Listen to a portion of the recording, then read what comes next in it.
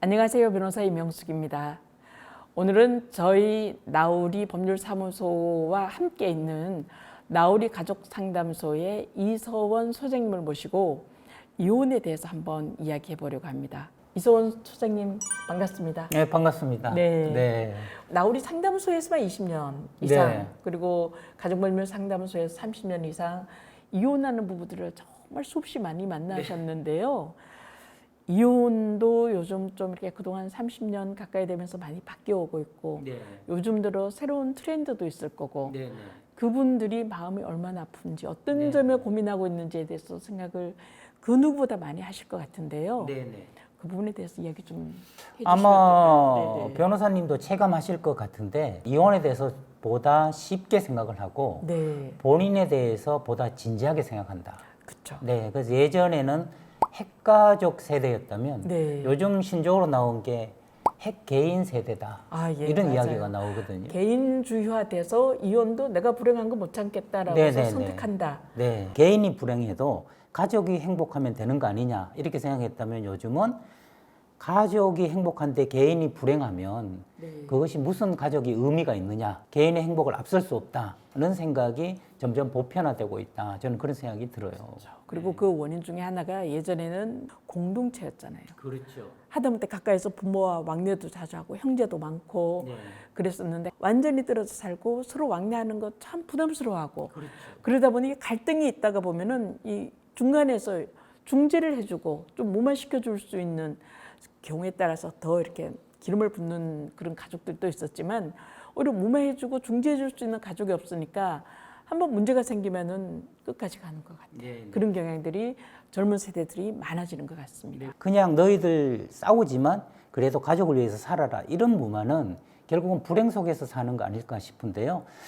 저는 서강대에서 지금 상담 심리를 가르치고 있는데 이번 학기에 기말고사를 쳤는데 재미있는 그 보고서 하나가 왔어요. 네. 그 보고서가 뭐냐 하면 우리 가족은 왜 밥을 각자 따로 먹을까? 네. 제목이 그랬어요. 네. 그래서 내용이 뭘까 궁금해서 봤죠. 그랬더니 나는 30년 동안 우리 가족이 밥을 같이 먹은 경험이 별로 없다. 네. 어쩌다가 밥을 먹으면 엄마가 말한다. 이렇게 함께 모여서 밥을 먹으니 얼마나 기쁜 줄 몰라. 네. 그러면 동생이 말한다.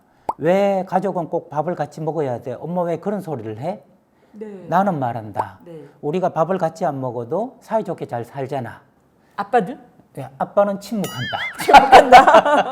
그것이 제게 신선했거든요. 기존의 가족이라면 밥을 같이 먹고 활동을 같이 해야 된다는 것이 해체되고 있구나. 네. 결국 본질적으로 요즘 묻고 있는 것은 부부란 무엇인가?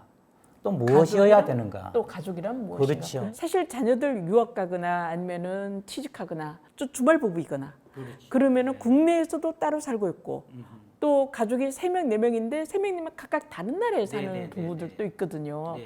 근데 꼭 굳이 한 집에서 한 밥을 한 숟갈 같은 시간에 먹는 게 가족의 전부는 아니다. 껍데기는 가라.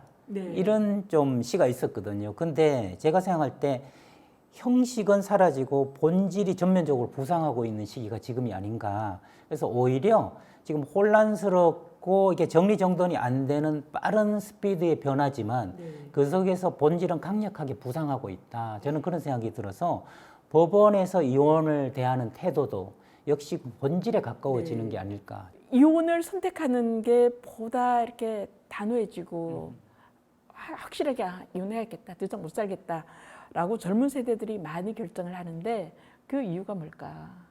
제 생각에는 부모 세대들의 불행한 결혼 생활을 되풀이하고 싶지 않다라는 생각을 젊은 세대들이 많이 하지 않을까? 네, 저도 상담 현장에서 날마다 느끼는 건데요. 부모가 행복하게 사는 걸 본 적이 없는데 내가 왜 결혼해야 되느냐 하는 것이 있고 또 내가 과연 결혼했을 때 지금 경제적인 상황보다 더 좋아질 수 있을까 하는 것 때문에 어느 대학교에서는 여학생들한테 설문조사를 했는데 결혼할 때 남자의 가장 필요한 조건 1위 경제력이 1위였거든요. 근데 요즘 바뀐 거 아세요? 재력으로 바뀌었어요. 그래서 재력하고 경제력이 어떻게 다른가요? 경제력은 버는 돈이고 재력은 깔아놓은 돈이라고. 아, 가지고 있는 돈. 네, 이 부모가 네, 가지고 네, 있는 네, 돈. 네. 그것까지 바라본다는 거 아니겠어요? 그렇죠. 그러니까 보다 현실적으로 되고 보다 본질적으로 되고 있다.